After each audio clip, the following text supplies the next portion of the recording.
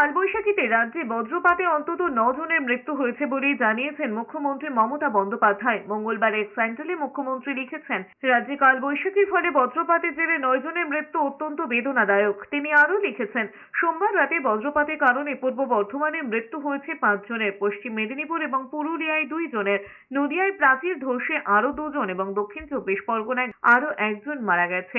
তবে জেলা প্রশাসন সর্বত্র তৎপরতার সঙ্গে কাজ করছেন বলেই জানিয়েছেন মুখ্যমন্ত্রী। সোমবারে কালবৈশাখীর পর কলকাতায় স্বাভাবিকের তাপমাত্রা 5 ডিগ্রির নিচে নামলো, এমনটাই জানিয়েছে আলিপুর আবহাওয়া দফতর।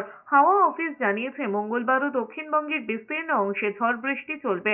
সম্ভাব্য দুর্যোগের আশঙ্কায় 11টি জেলায় কমলা সতর্কতা জারি করা হয়েছে হাওয়া অফিসের তরফে।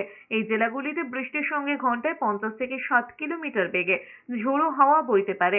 মঙ্গলবার সারা দিনে কলকাতার আকাশ মেঘাচ্ছন্ন থাকবে, বৃষ্টির সঙ্গে বইতে পারে ঝোড়ো হাওয়াও।